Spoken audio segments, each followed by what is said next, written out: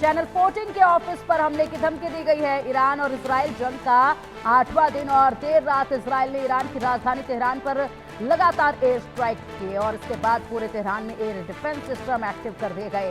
Israeli army ने उत्तरी Iran के कलाश तलीशान गांव में रहने वाले लोगों को भी जगह खाली करने की चेतावनी दे दी है। ईरान ने इजराइल के चैनल 14 को पीएम नेतन्याहू का माउथ पीस बताते हुए इसके ऑफिस पर हमले की धमकी दी गई है।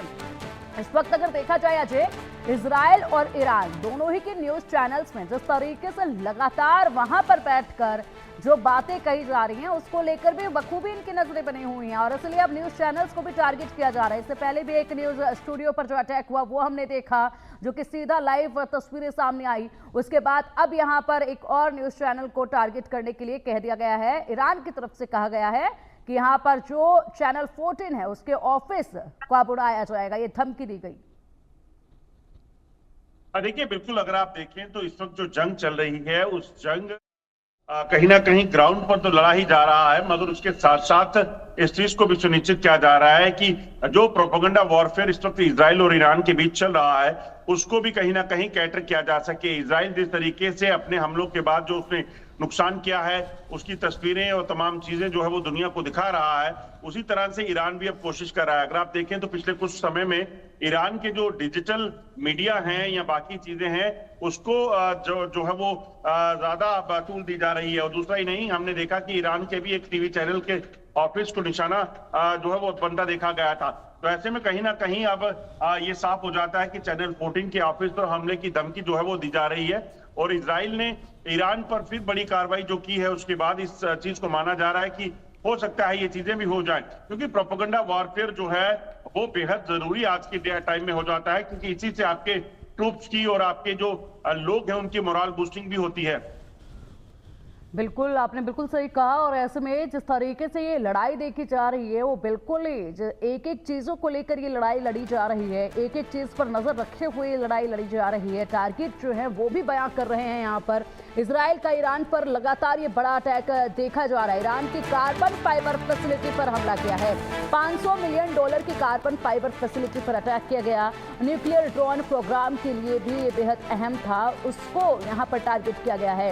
ईरान की कार्बन, देखिए ये तस्वीरें देखिए, यहाँ पर अराक न्यूक्लियर प्लांट है ये और हमला किया गया और ये तस्वीरें सामने आई तबाही की। देखिए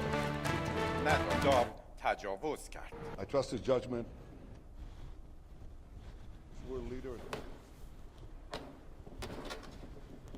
ये देखिए, ये आसमान में आप देखिए चारों तरफ से धुआं नजर आ रहा है। जिस तरीके से यहाँ पर एक के बाद एक बड़े टारगेट यहाँ साधे जा रहे हैं, उससे न्यूक्लियर और ड्रोन प्रोग्राम के लिए ये जो बेहद महत्वपूर्ण ठिकाने थे उनको टारगेट किया गया है। अजय, ईरान में लगातार जो टारगेट किए जा रहे हैं, जिस मकसद के साथ लड़ाई लड़ी जा रही है, बिल्कुल टारगेट भी वैसे ही सटीक इनके नजर आ रहे हैं। यहाँ पर अब देखिए किन किन ठिकानों को अब तक टारगेट किया गया जो कि ईरान के लिए न्यूक्लियर प्रोग्राम के लिए काफी महत्वपूर्ण थे, ड्रोन प्रोग्राम के लिए काफी महत्वपूर्ण थे, उन्हीं को टारगेट जो है वो किया जा रहा है, उनको ध्वस्त किया जा रहा है। यानी कि पूरी तरीके से बिखर चुका है ईरान, तो अगर माना जाए इस नुकसान को। देखिए, एक चीज को समझना होगा पिंकी, जिस तरीके से ईरान और इजराइल की जंग शुरू हुई उसमें अगर आपने दूसरे देश को कमजोर करना है तो उसके जो मुख्य ठिकाने हैं, मुख्य ठिकाने मतलब यानी उनके एयर डिफेंस सिस्टम, उनका एयरफोर्स के जो बेसिस हैं, उनके जो मुख्य सैन्य ठिकाने हैं और उसके साथ साथ जो कि बड़े प्रोजेक्ट हैं, और खासतौर पे ईरान और इजराइल की जंग जो शुरू हुई है उसके पीछे सबसे बड़ी वजह है न्यूक्लियर प्रोग्राम जो ईरान जिसको कंप्लीट करना चाहता है, यानी कि न्यूक्लियर ताकत बनना चाहता है, उसी को लेकर जो ये जंग है। तो ऐसे में न्यूक्लियर फैसिलिटी से जुड़ी तमाम जो ठिकाने हैं, चाहे वो कार्बन फाइबर का 500 मिलियन का जो प्रोजेक्ट है वो हो या फिर इनके अंडरग्राउंड जो बंकर्स के भीतर रखे गए न्यूक्लियर के बनाने के लिए यूरेनियम, इन ठिकानों तक पहुंचना जो है वो इजराइल का बेहद जरूरी है, ताकि वो इस चीज को सुनिश्चित कर सके कि किसी भी तरीके से ईरान अपनी जो रिवाइवल की जो कोशिश है इस न्यूक्लियर प्रोग्राम को वो ना कर सके। और सबसे ज्यादा चीज कि जब किसी भी देश के जो इकोनॉमिकल एसेट्स होते हैं उनको टारगेट किया जाता है तो उसकी कमर तोड़ने में ज्यादा फायदा जो है वो मिलता है, या उससे ज्यादा नुकसान पहुंचाकर उसे जंग में कमजोर करने की कोशिश की जाती है। और इसी चीज के लिए इजराइल भी ऐसे ही मुख्य ठिकानों को जो है वो नष्ट कर रहा है। बिल्कुल, इजराइल इस तरीके के मुख्य ठिकानों को नष्ट कर रहा है, लेकिन ईरान जो है वो यहाँ पर जिस तरीके से कार्रवाई कर रहा है वो बिल्कुल भिन्न इससे नजर आ रही है। जिस तरीके से रिहायशी इलाकों को ईरान की तरफ से टारगेट किया जा रहा है, इजराइल जो है वो टारगेट सिर्फ उन्हीं जगहों का कर रहा है जिससे ईरान जो है पूरी तरीके से घुटनों पर आ जाए, ईरान को बड़ा सा बड़ा नुकसान पहुंचे। और शायद यही वजह है कि डोनाल्ड ट्रंप ने भी कहा कि इजराइल बेहतरीन कर रहा है, क्योंकि उस वक्त भी इन्हीं जगहों को टारगेट किया गया था। ईरान का न्यूक्लियर बेस तबाह कर दिया गया है। अराक न्यूक्लियर बेस तबाह होने की तस्वीरें भी अब सामने आ गई हैं। हमले के बाद अराक न्यूक्लियर बेस से धुआं उठता नजर आ रहा है। आज अराक न्यूक्लियर बेस पर आईडीएफ ने ये बड़ा हमला किया, आईडीएफ ने बड़ा हमला किया और देखिए अराक न्यूक्लियर बेस उसको तबाह किया गया, उसकी तस्वीरें सामने आई। और वाकई में ये तस्वीरें जो हैं ये बयां कर रही हैं कि ईरान जिस तरीके से यहाँ पर अपने आप को मजबूत बनाने की दिशा में काम कर रहा था, उसी तरीके से इजराइल ने भी बिल्कुल ठीक उन्हीं ठिकानों को टारगेट किया। और ऐसे में जितनी मेहनत ईरान ने की यहाँ पर, उस मेहनत को पूरी तरीके से धुआं कर दिया है, जो आसमान में इस वक्त नजर आ रहा है। अजय, तस्वीरें लगातार सामने आ रही हैं, तबाही की तस्वीरें देखी जा रही हैं और इससे मालूम पूरी तरीके से यही पड़ रहा है कि जितनी मेहनत ईरान ने की वो पूरी तरीके से धुआं कर दी गई है इजराइल की तरफ से। और क्या लगता है कि यहाँ पर तमाम ये ठिकानों को जब नष्ट कर देगा इजराइल, तब उनके हमले थम जाएंगे क्या? देखिए, जैसे पहले मैंने कहा पिंकी, सबसे इंपॉर्टेंट जंग में होता है कि आप दुश्मन के किन ठिकानों को ध्वस्त कर रहे हो, और वही होने भी लगा है। आप देखिए तो इजराइल ने अराक न्यूक्लियर बेस जो है उसको जो टारगेट किया, तो उसके पीछे का मकसद क्या है? सबसे ज्यादा जरूरी जो अमेरिका और इजराइल के लिए है वो न्यूक्लियर ठिकाने, यानी कि जहां पर उसके न्यूक्लियर एसेट्स पड़े हैं उसको निशाना बनाना है, उसको तबाह करना है। अगर वो तबाह नहीं होगे तो इस जंग में जीतना उनके लिए बेकार हो जाएगा। तो ऐसे में सबसे ज्यादा नुकसान उन्हीं लोकेशंस को किया जा रहा है। और अराक जो न्यूक्लियर बेस है ये एक बड़ा इंपॉर्टेंट है, यहाँ पे यूरेनियम के होने की जानकारी है इजराइल के पास, और वहीं से लगातार जो है इस परमाणु परीक्षण को लेकर तमाम जो इंतजाम है वो ईरान किए हुए था। तो ऐसे में उस इलाके को टारगेट करने का मकसद यही है कि किसी भी तरीके से ईरान जो है वो अपने न्यूक्लियर प्रोग्राम को वापस रिवाइव ना कर सके। अब जो जानकारियां मिल रही हैं कि इस जंग में और आगे बढ़ते हुए अमेरिका की एंट्री के भी आशंका जो है वो पूरी तरीके से बनती दिख रही है, क्योंकि ना तो ईरान पीछे हटने को तैयार है और ना ही इजराइल। और इसलिए इजराइल लगातार अब बयानबाजियां करके ये कह रहा है कि वो पूरे तरीके से ईरान को तबाह कर देंगे। हालांकि ईरान बहुत बड़ा मुल्क है, ऐसे में इजराइल जो है वो कैसे ये चीजें करेगा, किसकी मदद से करेगा, या ईरान के पास क्या हथियारों की कमी आने लगी है, ये तमाम चीजें जो है एक बड़ा विषय है। बिल्कुल, और तबाही की तस्वीरें सामने आ रही हैं। चेतावनियों का सिलसिला तेजी के साथ देखा जा रहा है। लगातार यहाँ पर हालात गंभीर होते जा रहे हैं। खामनेई ने इजराइल पर इसी के साथ निशाना साधा, कहा कि यूएस का हस्तक्षेप इजराइल की कमजोरी दिखा रहा है। इजराइल कमजोर है इसलिए यूएस मदद कर रहा है। ईरान के लोग डरे नहीं, मजबूती से खड़े रहे, खामनेई ने ये कहा है। खामनेई भी लगातार यहाँ पर एक के बाद एक बयान जो है वो दिए जा रहे हैं। जिस तरीके से यहाँ पर डोनाल्ड ट्रंप ने धमकी दी, उसके बाद खामनेई ने पूरी तरीके से यहाँ पर जंग का ही ऐलान कर दिया और इसको जंग घोषित कर दिया कि हाँ, अब इजराइल और ईरान के बीच में ये युद्ध ही माना जाए, क्योंकि युद्ध हो चला है शुरू। और उसके बाद अब यहाँ पर एक बार फिर इजराइल पर निशाना साधा। इजराइल पर निशाना साधते हुए कहा कि डोनाल्ड ट्रंप का सहारा ले रहा है, अमेरिका का सहारा ले रहा है इजराइल, और इससे पता चल रहा है कि इजराइल कितना कमजोर है जो किसी दूसरे के शय पर ये सब कुछ किया जा रहा है। अजय, देखिए, बिल्कुल खमनेई जो है वो भी लगातार इसी तरह से जंग में बने रहने का दावा कर रहे हैं, और उनका कहना है कि इजराइल जो है वो क्योंकि कमजोर हो चुका है, इसलिए यूनाइटेड स्टेट जो अमेरिका है, ट्रंप जो है वो पीछे से उसको मदद दे रहे हैं। हालांकि अमेरिका पहले से साफ कर चुका है कि ईरान को किसी भी तरीके से न्यूक्लियर जो बनने की कोशिश है उसमें कामयाब नहीं होने देंगे, और इसमें अगर जरूरत पड़ी तो यूएस भी जंग में कूद सकता है। मगर अभी तक हालांकि यूएस ने एंट्री नहीं मारी है, मगर ईरान ने ये दावा किया है कि यूएस जो है वो इजराइल को जो है वो मदद दे रहा है, हथियारों की मदद और तमाम जो सपोर्ट दे रहा है, जिसके कारण जो है इस तरह से ईरान पर जो है वो इजराइल हमले कर रहा है। और इसीलिए उन्होंने खमनेई जो है वो सीधे तौर पर इजराइल के साथ साथ यूएस को भी धमकी दी है कि वो उस पर भी हमला कर सकते हैं। तो ऐसा माना जा रहा है कि किसी भी वक्त जो है ये जो जंग है ये एक नया रूप ले सकती है, जिसमें यूएस की अगर एंट्री होती है तो यकीनन एक बड़ा नुकसान जो है वो ईरान को देखने को मिलेगा, और कई और देशों की शामिल होने की इसमें आशंका बन जाएगी। बिल्कुल। और कई और देशों की अगर बात करें तो जिस तरीके से डोनाल्ड ट्रंप पूरे एक्टिव हैं और यहाँ पर एक के बाद एक बयान वो लगातार दिए जा रहे हैं, तो दूसरी तरफ यहाँ पर अगर देखा जाए तो रूस की तरफ से भी तमाम प्रतिक्रियाएं सामने आ रही हैं। इधर से डोनाल्ड ट्रंप अगर इस जंग के बीच में आते हैं तो दूसरी तरफ रूस भी तैयारी करके बैठा हुआ है।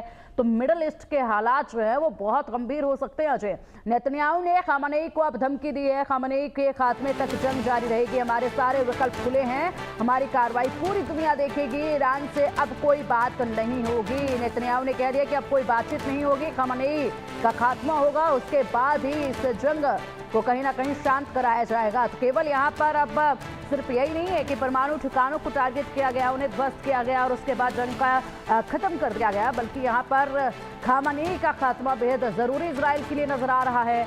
और ईरान को धमकी भी लगातार नेतन्याहू दे रहे हैं और इसलिए कहा है कि अब पूरी दुनिया देखेगी और ईरान से अब कोई भी बातचीत नहीं होगी। तो जिस तरीके से अजय ये प्रतिक्रियाएं, ये बयान सामने आ रहे हैं, ये तीखे बयान बिल्कुल उन हमलों की तरह ही है जो सामने आ रहे हैं और ये पूरी तरीके से अंदेशा दे रहे हैं कि आने वाले दिनों में हालात बेहद गंभीर होने वाले हैं। देखिए, बिल्कुल जिस तरीके से बयानबाजियां इस वक्त दोनों मुल्कों के मुखिया कर रहे हैं वो अपने आप में बताता है कि ये जंग जो है वो रुकने वाली नहीं है।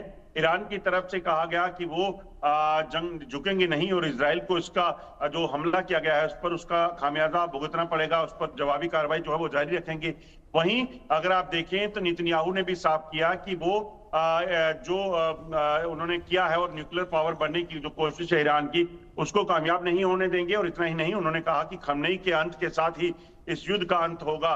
तो ऐसे में सीधे तौर पर एक दूसरे पर हमलावर हैं दोनों ही देश, एक दूसरे पर बयानबाजियां भी जो है वो सीधे तौर पर साफ शब्दों में की जा रही है। जो जानकारियां मिल रही हैं उसके मुताबिक मोसाद के जो खुफिया एजेंट हैं वो लगातार ईरान के भीतर घुसे हुए हैं और वो खामेनेई की लोकेशन को तलाश रहे हैं।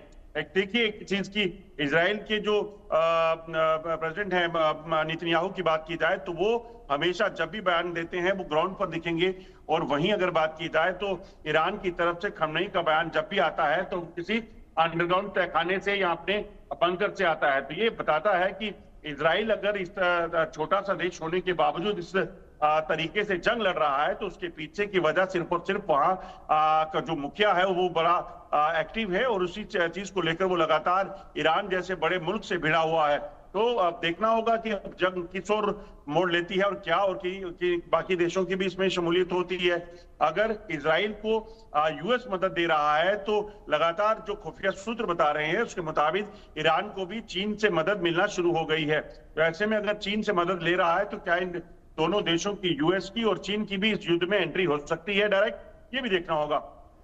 बिल्कुल। और यहाँ पर लग इस वक्त यही रहा है, जिस तरीके से बयानबाजियों का सिलसिला तेजी से देखा जा रहा है उसमें अब ये लड़ाई केवल ईरान और इजराइल की नहीं रह जाएगी, बल्कि यहाँ पर ये लड़ाई जो है वो कहीं ना कहीं बहुत अधिक बढ़ती जाएगी और सिर्फ शर्वनाश की तरफ जो है वो बढ़ती जाएगी। ईरान के विदेश मंत्री पर जानलेवा हमले की कोशिश की गई है, ईरानी विदेश मंत्री पर जानलेवा हमले की कोशिश नाकाम हो गई।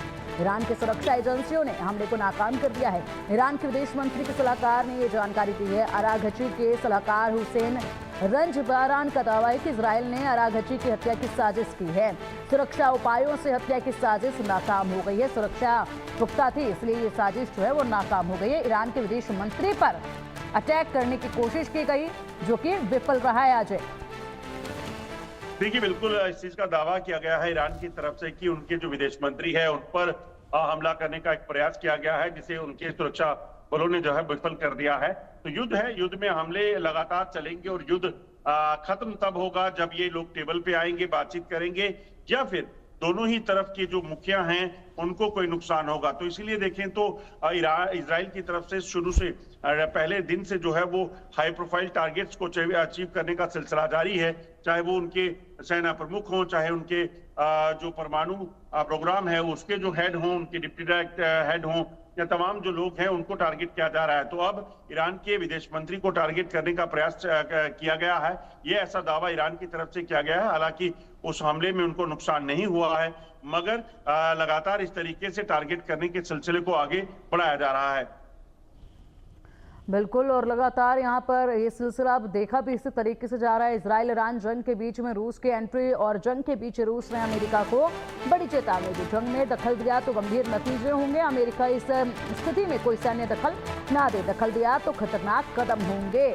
और इसी के साथ रूस ने अब गुरुवार को अमेरिका को चेतावनी देते हुए कहा कि वह ईरान के खिलाफ कोई सैन्य कार्रवाई ना करें, क्योंकि अटकलें लगाई जा रही हैं कि अमेरिका इजराइल के साथ युद्ध में शामिल हो सकता है। रूसी विदेश मंत्रालय के प्रवक्ता मारिया जखारोवा ने कहा है कि हम खास तौर पर वॉशिंगटन को चेतावनी देना चाहते हैं कि वह इस स्थिति में कोई सैन्य दखल ना दे। अजय, लगातार यहाँ पर जो कयास लगाए जा रहे हैं वो तेजी से बढ़ भी रहे हैं। अभी आप थोड़ी देर पहले बता भी रहे थे कि यहाँ पर अमेरिका की एंट्री हो सकती है, डोनाल्ड ट्रंप इसमें एंट्री मार सकते हैं, क्योंकि वो जिस तरीके से बहुत ज्यादा एक्टिव हैं दोनों की लड़ाई को लेकर, जो प्रतिक्रियाएं उनकी तरफ से दी जा रही हैं वो यही इशारा कर रही हैं। उसके बाद अब रूस जो है वो लगातार चेतावनी दे रहा है। रूस ने भी यही अंदाजा लगाया कि हाँ, अब अमेरिका की भी एंट्री इस युद्ध के बीच में हो ही जाएगी, क्योंकि वार्ता तो अब होने से रही परमाणु को लेकर, इसलिए इस एंट्री को जो है वो पक्का ही माना जाए। क्या नजर आ रहा है कि वाकई में ऐसा हो सकता है तो कब तक हो सकता है? रूस फिर क्या करेगा? क्या आगे की रणनीति देखी जाएगी? बाकी की कंट्रीज इस सिचुएशन में क्या करेंगी? देखिए, एक चीज को समझना होगा पिंकी, अगले 24 से 48 घंटे बड़े अहम रहने वाले हैं। अगर 24 से 48 घंटे में एंट्री अमेरिका मारता है, यानी कि अगर ईरान के हमले नहीं रुके या ईरान के हमलों में कोई बड़ा नुकसान इजराइल को हुआ, तो अमेरिका की एंट्री इसमें हो सकती है।